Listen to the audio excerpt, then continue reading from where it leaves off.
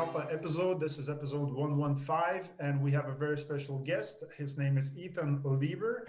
So a little bit of background of Ethan. He's the CEO and co-founder of Latchel, a tech startup funded by Combinator that helps property managers increase revenues per door and increase operational efficiency.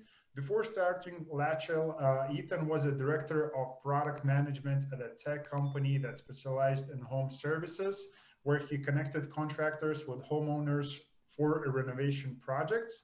Before starting Latchel, Ethan also founded an e-commerce company called Aloha that was built on Amazon's FBA platform. By using Amazon to manage fulfillment, Ethan was able to build a $1 million business in less than 2 years, while doing his full-time job as a director of product management. So as you get from this bio, we're going to be covering some very interesting topics today. So Ethan, I appreciate you being today on the show. Yeah, happy to be here. Thanks for having me. Thank you. It's a pleasure and honor. So look, first of all, I think from what I covered so far in the bio, a lot of people would like to know what happened with Amazon over there. Can you tell us a little bit of the story?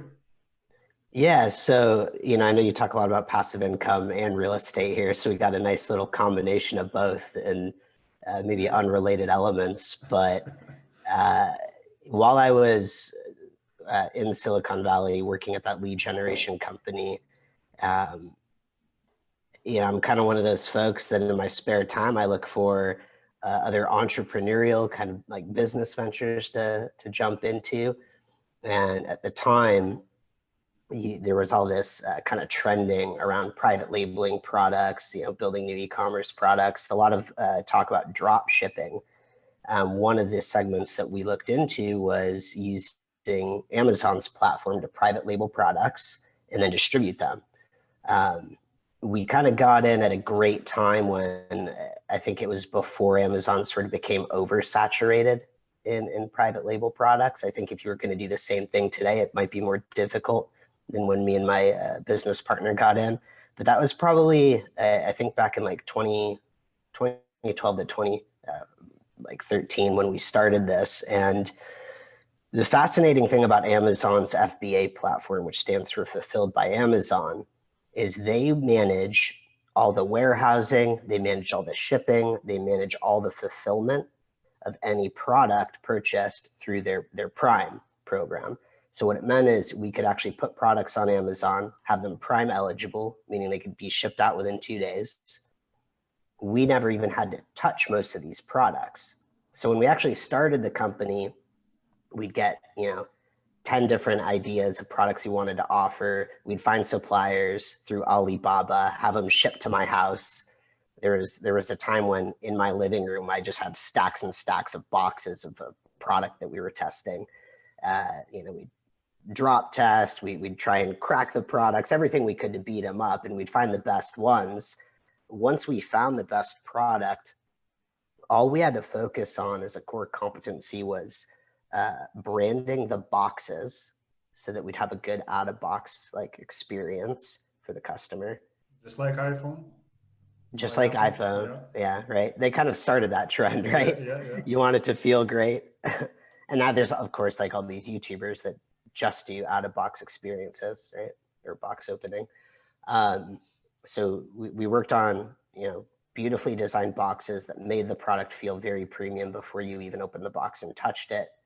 And then beyond that, all we had to focus on was how do you make an Amazon listing page look so good that people would buy. Once we knew the product we were going to sell, it was just about organizing the shipping from China to the Amazon warehouses. Never touched the product, didn't have to look at it. In the early days, we would look at it first and kind of make sure the supplier was good. But once the supplier was good, we had a long-term relationship.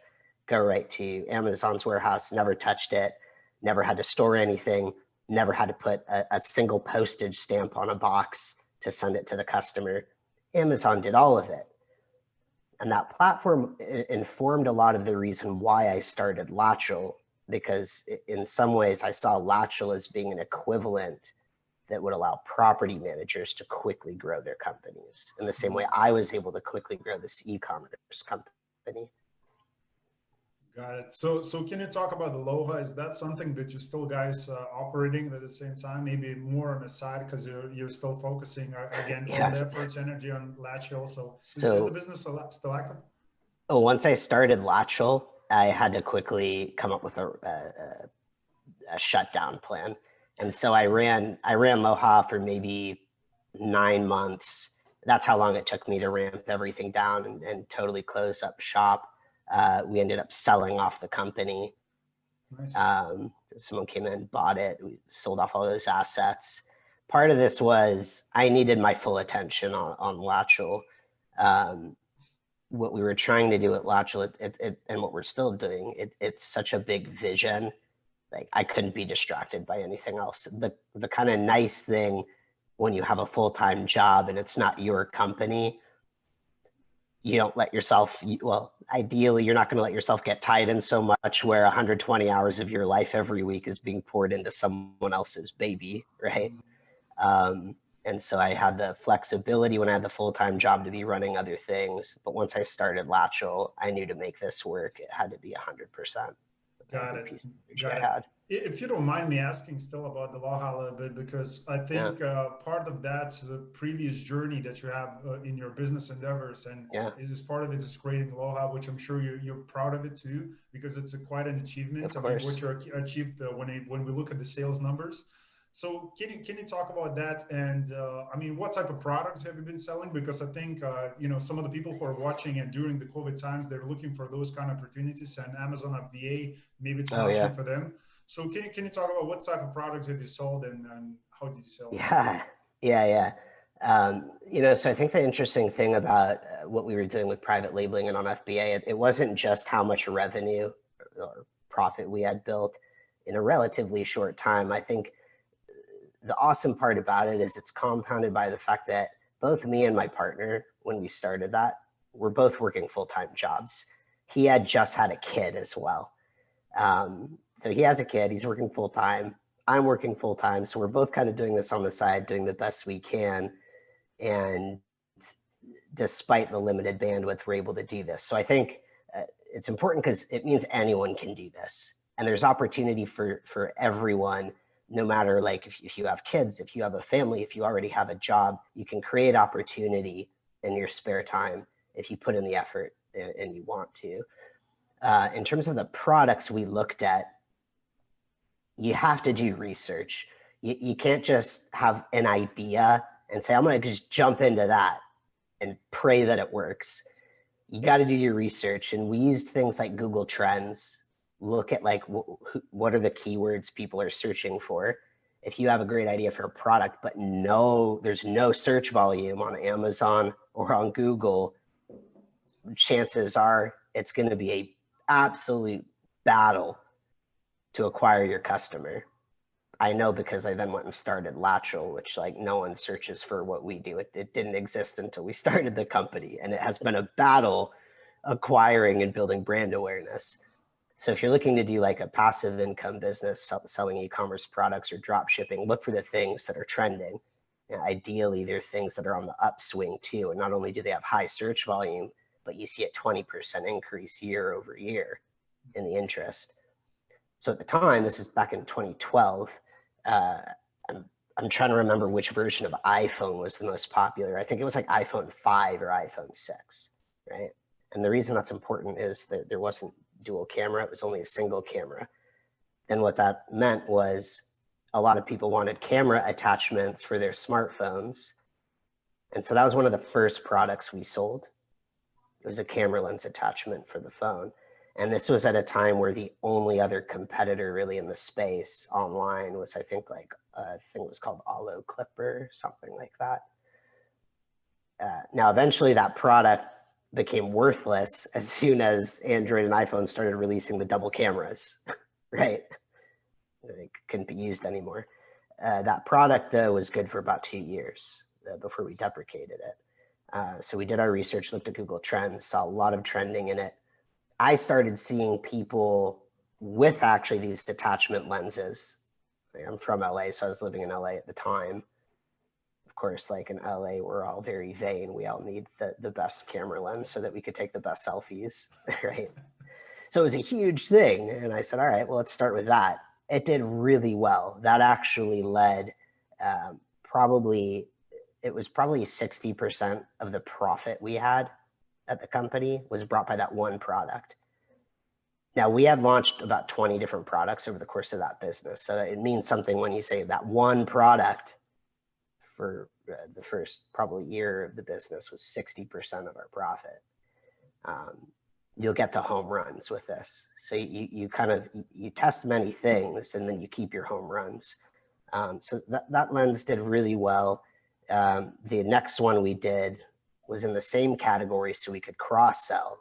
We did a tripod that would hold the phone, and then it was kind of like bendable. So you could like attach it to other things. You could also use it as a selfie stick, which at the time that's what was hip, selfie stick. So I'm dating myself. I haven't seen a selfie stick in like years. So, and so, you know, the products were complementary. We could package them together. When we started offering the tripod, it actually increased our sales of the lens that we sold, the camera lens. And so these things kind of worked in mutual benefit.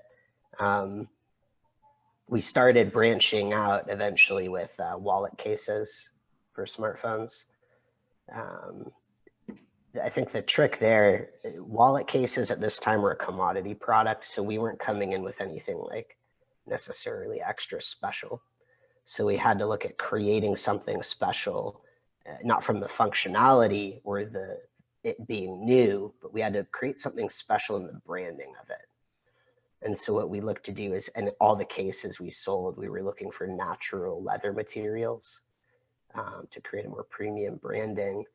And then we wrapped, effectively we wrapped the branding in storytelling. And the reason we chose storytelling as the component was because we were selling camera lenses and tripods for cameras. Like, what do we do when we take pictures or cell phone videos? We're creating stories. And so the wallet case, while it seems kind of absurd and unrelated, the branding behind the wallet case became, this is the device that we're telling our story with. Like, wrap your device in a case that does that story justice. And it sounds a little wonky. Like, what are you talking about, dude? Like, but I think the interesting part about it was on the inside of the case, we had these sort of different messages that we engraved about storytelling and the importance of it. And so the object itself, right, the iPhone wallet case itself didn't have much to do with the story, but the branding around it, the engravings in it, linked back to that storytelling component. That's very cool. That's very cool. So it's a shame we didn't connect 2013 or 14, whatever the year was when you were running the business, because I think it would be a very interesting conversation at the time when you were actively building the business. And I'm sure some people who are listening, they're like, where I can get that case, you know, because like you can't get it now. Well, here we go. Yeah. If you could, it would probably be like a collectible item. But that's very awesome. That's very awesome. So again, we were not what we came together today to talk about that, but I thought it's very kind of thing to explore, because as I mentioned, a lot of people are looking for different options right now besides, you know, having a full-time job because of that uncertainty, what's happening in the economy. So can you talk? Even now, I think people are still doing private labeling, and you can still break into this. There are always new products launching. And the reason I said, like, you know, that it would be harder to do now is because it's more saturated now. There are more people doing it. When I started, this was a little more, it was newer. There were less people doing it. So there was less competition. The trick is now you can't just go in and sell commodity products. You need some type of edge. So you can still make a massive business selling through Amazon's FBA platform. And especially if your core competency is, you got to know your core competency, but if it's marketing and design and product sourcing, you'll crush it. You just need to find the right products, right? Yeah. So a little bit of a homework, we're doing some research and finding the right products, and a little bit of, you know, marketing, and some YouTube videos, of course, that go with that. Yeah, of course. Yeah. So actually what I will say is we got a coach. Okay. We didn't actually just jump into it ourselves. We found someone that had been doing it, had a few products, had some success, and we paid them to coach us. That makes sense. And I'm telling you, like, we wouldn't have gotten where we were without them. It was worth every penny. And I don't remember what we spent. It was like a couple thousand maybe. But that was the best couple $1,000s I've ever spent in my whole life. Interesting. Okay. So let's talk about the Latchel right now. Again, can you talk about the transition and how did you and why did you decide to go in this particular business? Because, it's a little bit different. What you currently do, and do you still have the same business partner, and he's involved with you at the Latchel as well? Different business partner. Okay. So what happened was we had actually at one point, kind of toward the end of Loha, I had hired a friend to basically take over for me in a way that put me completely out of the business. I was still involved a little bit, but the business was running on its own without my regular involvement, which was fantastic. And we continued actually running that way for a couple of years until, we sold it off. And that was once I was already like, eyeballs deep in Latchel. So this was in 2016, probably middle of 2016. I get a call one day from my old college roommate. His name's Will Gordon. He's my co-founder at Latchel. I get a call from him. This is while I'm still doing Aloha. I'm at my full-time job as a director of product.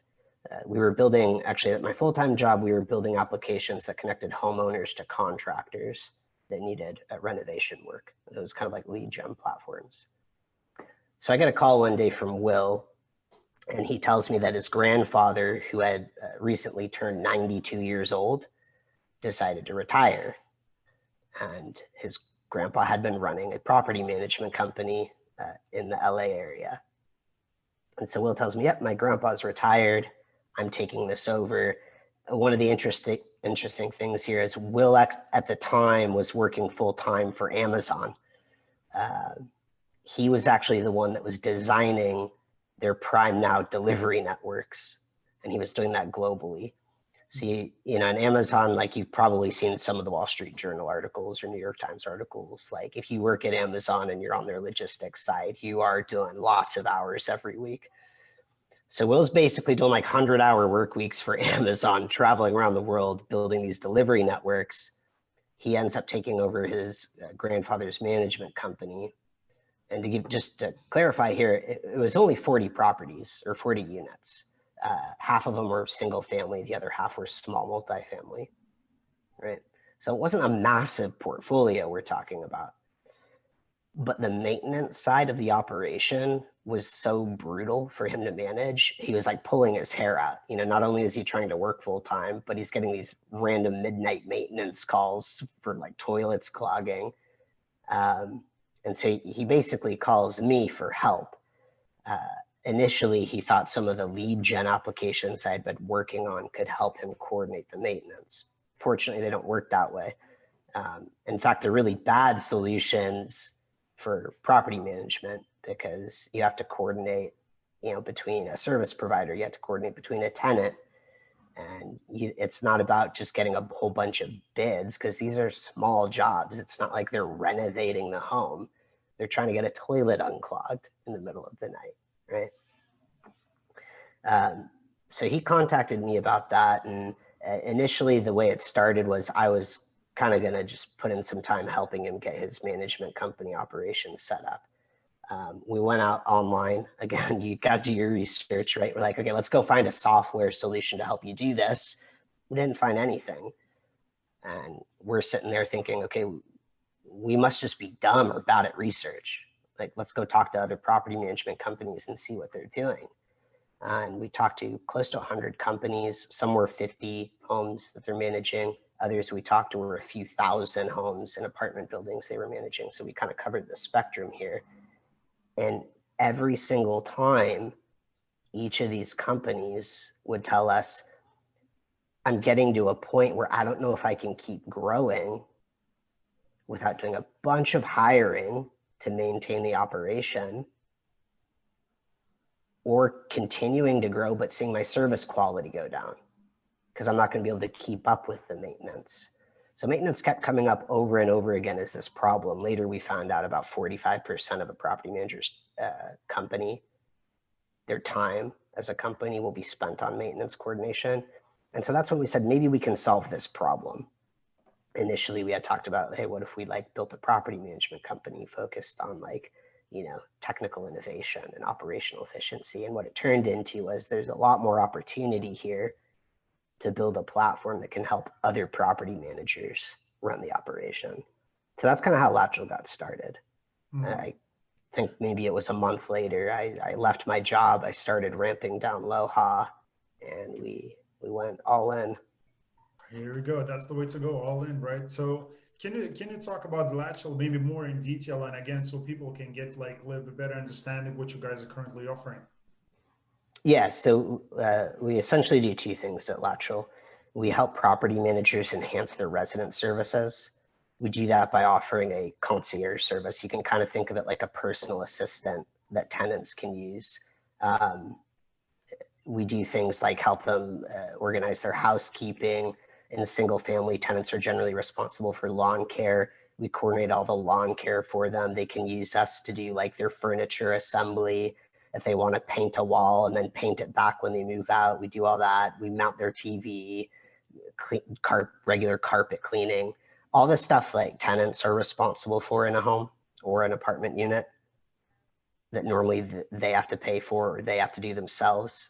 We give them a concierge to do this, and it makes the living experience a lot more comfortable, a lot more convenient. And these tenants that get the concierge end up retaining about 40% longer. So that's one aspect of the services we do. Then the other side of it is maintenance operations. We have a whole suite of services that take over the maintenance coordination process for management companies, making it more scalable and more efficient. What it means is you might only need a single maintenance coordinator for a few thousand units versus like typical processes. You got to have a coordinator, a manager for every couple hundred to few hundred. Wow. Okay, so our customers are getting by without hiring a ton of people. Yeah, and that's one of the ways that you actually help them to generate that new monthly income is by actually just hiring a few less people at the same time. Oh, actually, no. So that we help them reduce cost or keep costs low. So part of the problem in property management is as you grow, the operation gets so heavy. Oftentimes what property managers see, especially if they're doing third-party management, their costs sometimes start increasing faster than the revenue they bring in. That was the problem we were solving with the maintenance service. We wanted to make it linear or sublinear, meaning as you grow, you actually achieve economies of scale. Your costs actually start going down, and you're able to manage more and more and more and more effectively by using our service because we help you scale. On the concierge side, for the resident service side, I didn't mention this before, but that service actually helps you create more revenue for every single unit you manage. So there's two ways to grow as a management company, right? You either add more units, you increase the size of your portfolio, or you increase the amount of money you make from the units you already have. And that's what we do with the concierge service. So that concierge, residents actually pay for that. And then Latchel, my company, we revenue share with the management company. And so managers will typically make an additional $72 a year for every unit they manage when they partner with us. So if you manage 100 units, literally overnight by implementing Latchel, you just increased your annual profit, right? Because there's no cost associated with this, Steve. You're just partnering with us. We're implementing it. It's not like you have to increase. There's no cost here. It's all profit margin you make. Overnight, if you have 100 units, 100 apartment units, or 100 single family homes you're managing, all of a sudden you've just bumped that profit up $7,200. Here we go. Okay. So what do you focus the most during these times? I mean, how big, like how many properties are we talking? Like, do you have like AUM number or just a customer number? And what do you focus on the most? Is it the single family or multifamily? Yeah. So most of our customers are small multifamily buildings, and single family. And then about 15% are very large multifamily communities. Across all our customers, we're managing 72,000 homes. We do concierge services and maintenance services for those 72,000 homes, and that's across the US. So unfortunately, if you're not in the US, we can't currently help you, but keep your eyes on us. Definitely. So can you talk about what do you see property managers kind of making the biggest mistakes when it comes to, just, of course, there is a lot of, property managers that are mismanaging the property, but can you just point out a few things? Yeah, I mean, I think like you could, there's a million things that can go wrong in property management. So like, especially property managers, if you ask a property manager, what's the thing most property managers do wrong? There's like a million different answers you can get. And it's really easy to poke holes at all the things that could be improved in management because there's so much you need to figure out. There's so much you need to do. But I think if we step back, I think the bigger problem that most property managers will suffer from is more of a philosophical mindset problem. And it becomes the biggest problem I'll see, and the biggest thing that gets property managers stuck is when they start identifying the job of property management with an operational role. For example, I'm the property manager. I should be doing the maintenance. Or I'm the property manager. I should be doing the accounting. Because now, rather than framing yourself as an entrepreneur and a business person, you've funneled yourself into a very specific operational role.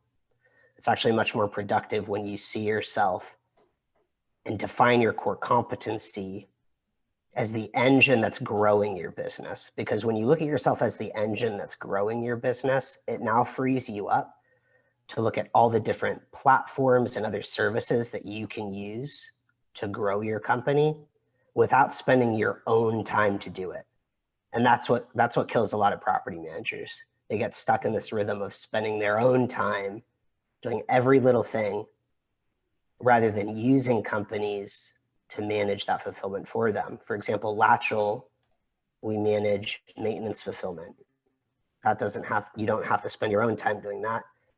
You don't even have to spend your own time increasing revenues per unit because you can use Latchel to do that too. There's hundreds of different accounting solutions that you can use so that you don't have to be doing the accounting yourself. Most property managers should be using eviction attorneys to do that rather than having to manage the eviction process on their own. And as you offload these things, and oftentimes you don't even need to hire employees to do this, you just use third-party companies, your focus can become, how do I grow my business? Yeah. And that's something that's really hard to get someone else to do. It's going to be really hard to find someone else to get you clients. Like there are companies that can help you source leads. Mm-hmm. There are companies that can help you find like new buildings if you're the owner operator. Like that exists. You can then get really good at trading up like a BDM, business development manager, to bring these folks in for you. Got it. And maybe again, the question that I have, maybe it's not going to be your kind of personal strength, but maybe you can talk about those kind of growth strategies that maybe you came across personally. And because again, there's a lot of them, kind of cost free, of course, if they have a potential, to do those type of, things. So, so can you talk about, kind of creative strategies that will help a property management to grow? Yeah, definitely. So, I mean, one of the easiest things you could do, and let's start with growth at an actual bottom line level. Let's start by just talking about profit. There's probably a ton of things you're doing in your business that could quickly be changed to either reduce the costs every month or to increase the amount of revenue you bring in per unit. For example, you implement Latchel's concierge and immediately you're generating $6 per unit every month. So there's a lot of things you can just quickly do to get more from the current units you're managing, right? it's a lot more challenging to acquire new units. And that's where a lot of people struggle too. So there are also strategies on, well, how do you acquire new units? And I'll talk first about third-party property managers that are managing properties for for the owners that don't own them themselves. And networking is huge. And a lot of people are going to come to you if they hear about you or get like a word of mouth referral. So making sure you have a good service is great because all your current clients will then refer their friends.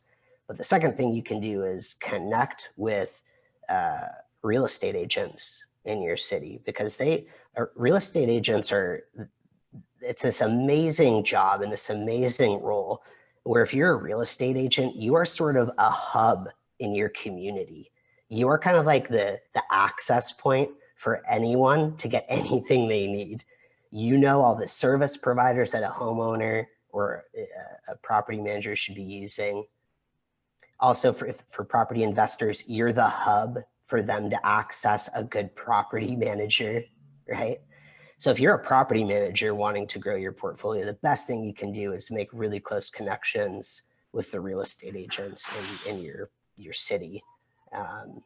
Give them a really healthy referral cut. It's worth it. They're going to bring you business, build those partnerships.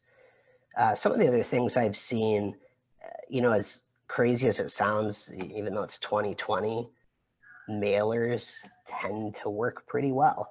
And there's a lot of services to send mailers to owners that don't live in the units in your city, which suggests they rent them out, right?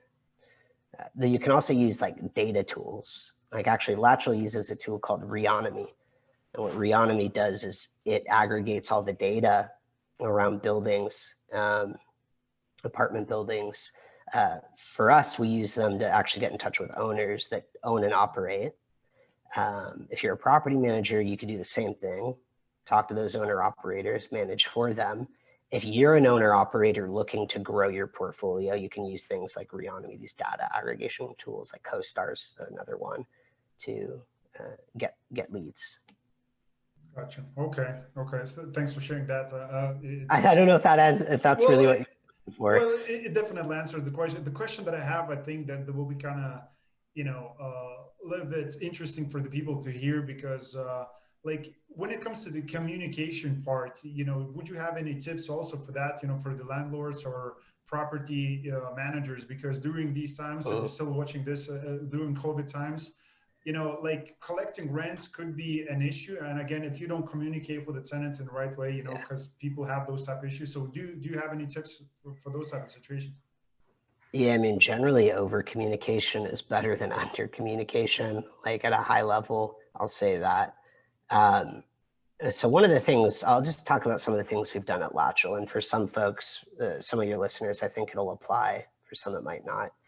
When March rolled around and the lockdown started going into effect, we had a huge problem getting service providers into units. Like maintenance providers didn't want to be going into these homes. The tenants didn't want people in their homes.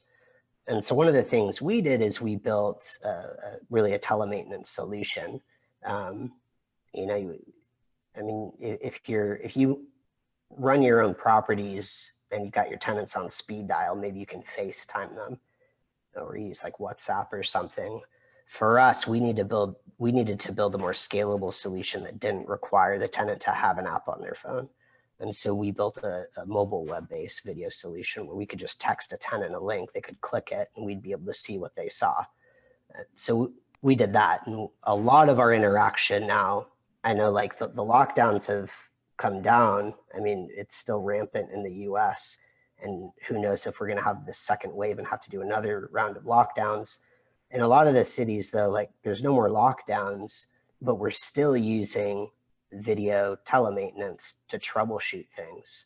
And now you can't have a tenant pull out a drill and start drilling away to fix a problem while you're on the phone talking through it with them. That's not what you use it for. But what you can use it for is to really understand the severity of the problem, see live what's happening, and also mitigate the emergency damage. So when we have overflowing toilets, we can get them on video talk them through using water shutoff valves. And so it's really good for mitigating, potential emergencies when you can't be on site. It also makes the tenants feel really good. It feels personable, right? It shows you really care. And one of the things that I think a lot of people forget, 74% of tenants will attrit because of what they say is poor service. That's usually due to responsiveness or feeling like you don't care about them. So the worst thing you could do is take a day to get back to them when they have a problem and then just send them a text. Like, great way to show you don't care about them and you're not going to be responsive, right? And that's not to say you have to do all this yourself. You can use other solutions, but telemaintenance has been big. You got to be responsive, like, especially for emergency issues, they need to be able to talk to someone. You can't have tenants leaving voicemails. It doesn't work. They're going to leave. They're going to go find a better home to live in, or a better apartment. So be responsive. If you can, implement some type of video telemaintenance, especially if lockdowns happen again. It mitigates damage on the property, keeps your property healthy. Use workflow automation too. I mean, Latchel, we're built on a software platform. Like, we went through Y Combinator because we're a tech company. And so a lot of our platform, it's all built around workflow automation. Use it where you can. A lot of people say, oh, workflow automation, that's so impersonal. It's like, well, no, it's kind of the opposite. It frees you up to have more personal connections because a lot of the grunt, tedious work's all automated now. Like, it does the opposite. So use workflow automation when you can. Send automated reminder texts and reminder emails. Send automated confirmation emails everywhere you can. Like, tenants appreciate that stuff. That's really cool. So yeah, just using the automation, and again, still talking about the tech and what's happening in the industry, because personally, you seeing what's happening, like, from an inside, you have an insider view on the real estate and how the tech is impacting real estate business. I mean, due to the COVID, as you mentioned, like, everything is changing so fast right now. So still, like, talking about the tech, what do you see like happening in the near future? Maybe let's say 5 to 10 years from now, that will change real estate industry. Is there something coming up, or because I mean, everything kind of changes from here. So from a tech perspective. Yeah. I think there's a few things. I think, like, at a high level, there's a general trend of capturing more opportunity from the residents living. If you're doing even if you're doing commercial, the tenants living in the space or renting the space, there's a general trend of capturing more dollars, more business opportunity by actually selling to them. And traditionally, it's been, you're a tenant, you pay rent, and now I'm maxed out on what I can get from you, which is a pretty limited way of thinking, because a tenant, whether they're in a commercial space or if it's a resident living in an apartment or a home, they have so many needs that are currently going unfulfilled. And it's easy as a property manager to say, oh, what a pain in the butt, that entitled tenant or the entitled resident that wants more. But the truth is, that's where financial opportunity for any entrepreneur is created. We've already proven at Latchel that residents are willing to pay a monthly fee. We revenue share that with the property manager, but they're willing to pay monthly fees for concierge level services. They're also willing to pay more for increased technical, maybe competency would be the best word, or technical automated convenience. So in that realm, you may have seen this, Amazon, the Alexa group in Amazon just released a whole new functionality for integrated like residential for multifamily units. So if you have large multifamily communities, Alexa now has a program for you to build more smart home functionality into your units. And yes, it's about how do we retain residents longer, because that's how you make the most money, but it's also about how do we capture more opportunity from residents when residents can come in and adjust the lights in the home, reset like appliances, and they get Alexa with the home, and then can learn more about like all the amenities. You're giving them more access to the things they want.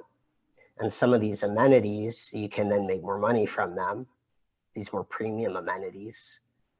And I think that's a newer trend. On the technology side, it's sort of like smart home automation becomes an access point. There's also access points through greater workflow automations and connections to like third-party marketplaces. So that's how Latchel's concierge works. You're basically enabling your tenant with a concierge to get any service they need. And that's all built on workflow automation. I mean, there's a lot, but I think the smart home piece is probably one of the biggest right now. Gotcha. Yeah. The technology is just, I mean, it's what's happening right now in the industry is everybody have to reevaluate and kind of implement technology, and just saying, doing the kind of the things that people sometimes think is just like doing the workflow and kind of, different things that never thought about doing before. Like it's not an option now. You either do it and you die. Like you don't do it and you die, or you do it and you survive and you thrive. So that's I do think on the 10-year horizon, you're going to see the incumbent software players facing sort of this existential crisis. And the reason that's going to happen is the big companies like Entrada, Yardi, Folio, all these different companies, they haven't moved the needle at all on opening the platform to have other companies build on top of them. Like they talk about having these open APIs, but then they gate them with big $50,000, requirements to get access. Yeah. You're probably going to end up seeing more robust software players come in that are going to be more open. They're going to give you more access to these technology plugins where you can make more money, provide more service.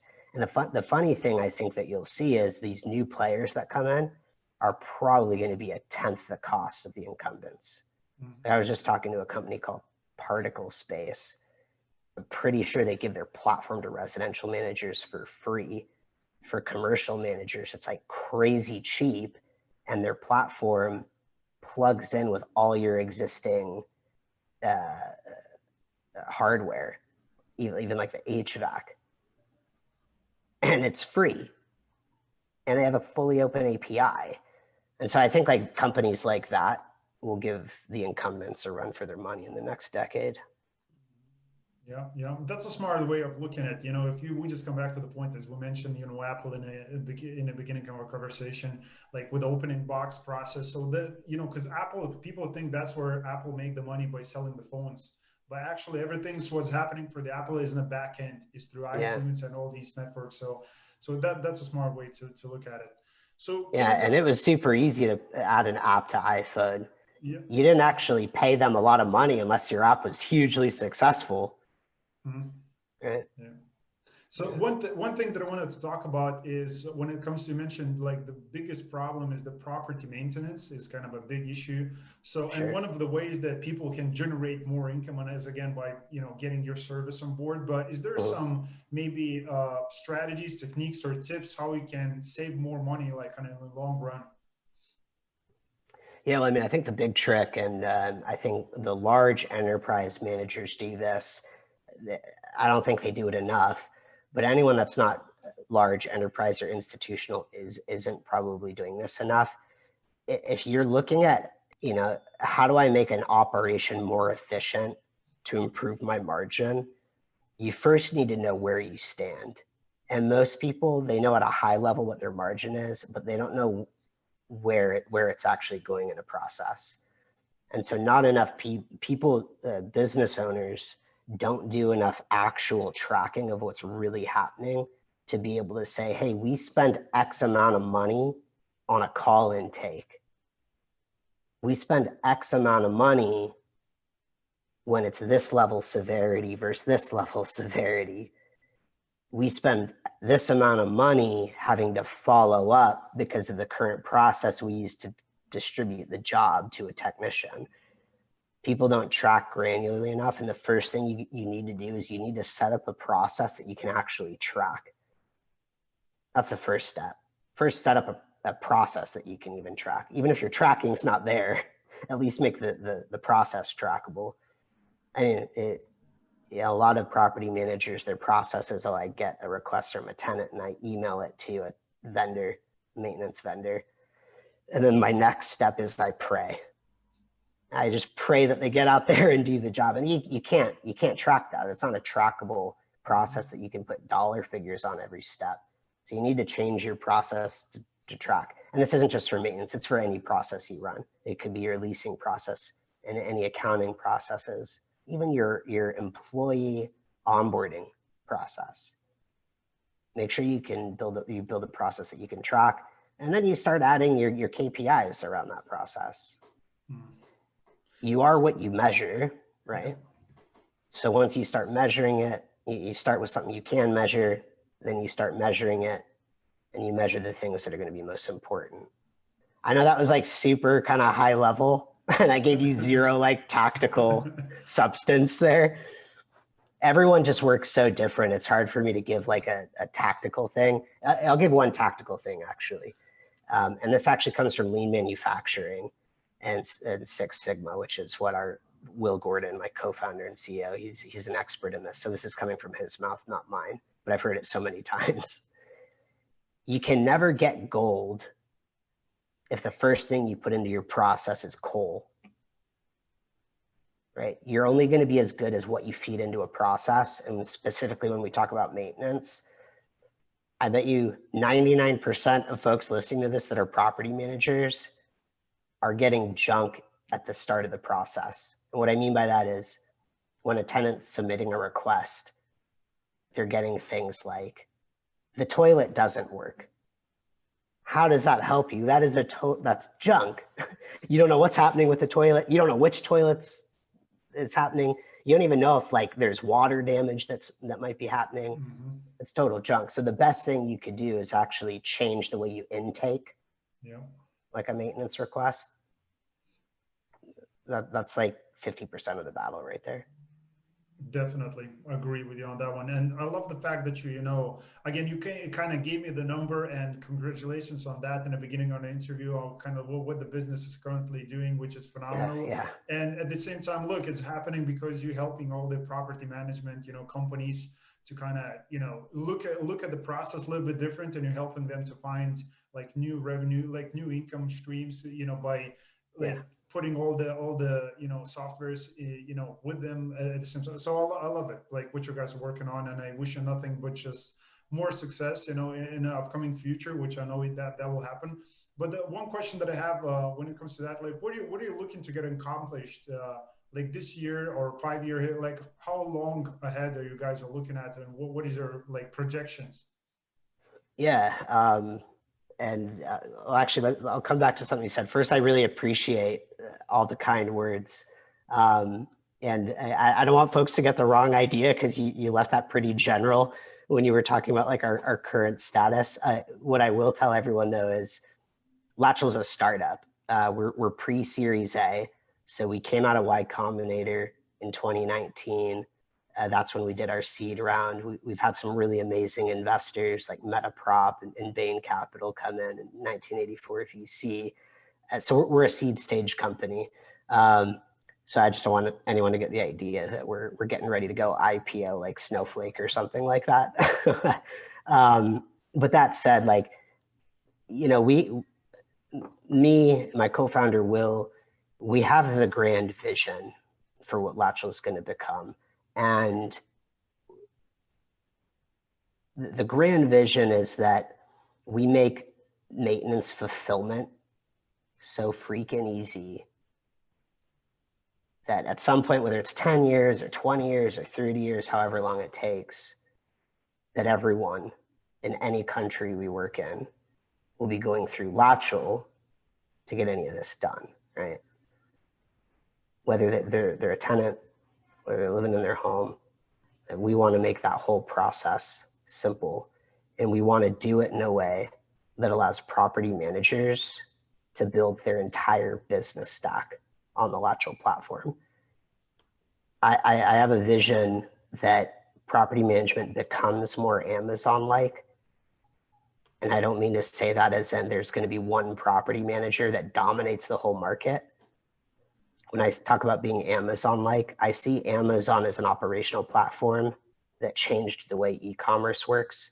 There will be a platform in the property management space that changes the way property managers work. I think that the company that'll do that is, I think, going to be Latchel. That's why we're here. That's why we're in this.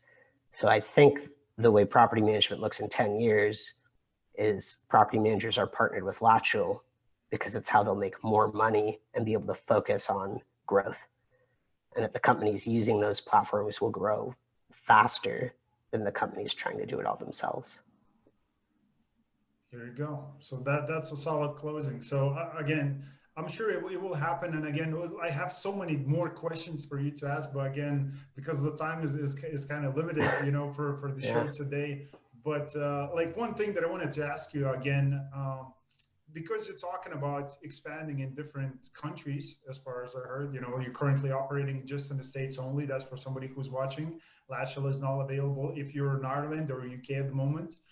But for those people, again, because you have a big vision and you want to accomplish these things, it's phenomenal, and I'm sure it will happen. One thing, like, they want to ask you, like, for the people who are living in different countries, and of course, like, US is US, but maybe Ireland is more of a kind of, like, I don't know if I need the property management, kind of like, I don't need like the old school way will ever work, So what will be kind of your, before we gotta go, like, what will be kind of your short, like, elevator pitch for those people? Like, why do we need to use Latchel? Are we talking about the folks that Just don't want to use a property management company? No. They want to use it, but they don't understand it, why they should use it. And those people are living in Europe or different countries. Well, I think the interesting thing is when you look at the United States, only 30% of all rental properties are managed by professional property managers. 70% are actually like the DIY landlord. They have like a couple properties and they just manage them themselves. A lot of them like maybe became accidental landlords, like parent retires or passes the home on. So I think I actually don't know the numbers for Ireland and the UK. I know in Australia it's the inverse, that most properties are actually managed by professional managers. But the challenge with managing a property on your own when you're not focused on it and it's not your full-time job is the operational component of it. It's hard sometimes to track, like, what actually am I making off this thing? Like, what is the asset value? Everyone's going to be different. Like, fact is, like, if you have a quadplex and you're living in one of the units and you want to build a lifestyle where you're going to rent out the other three and build passive income and live that way, like, there's nothing wrong with that. Like, I would never suggest, like, hey, don't do that, go get a property manager instead. Although that said, you could probably have a better lifestyle if you got a property manager, because you're only giving up 6 to 8% of your rent, and now you don't have to deal with any of it. Like, that's what I would choose. I mean, that's why I use so many third-party platforms to build Loha. I was like, I want to make a bunch of money doing this passive income business, but I just don't want to spend that much time. So how do I do it? Like, we built a great business really because we were lazy. And so, like, if you're a DIY landlord and you want to be lazy, don't do it yourself. In fact, you're probably losing more money than if you did go to a professional manager who actually knows how to handle the evictions, knows how to handle like renewals, knows how to handle like the rent increases. So that's what I would say to those folks. Got it. So it seems like you still have a lot of ground to cover. Maybe 70% is quite a big number. So we're talking a lot of millions of people that you still have to change the mind and help them to understand why they should use the third-party management and all the softwares that are available, again, including your own platform. So that's awesome. And maybe the Ireland is not going to be the first country after the States. Maybe it's going to be the Australia, as you said, kind of, property management friendly, countries.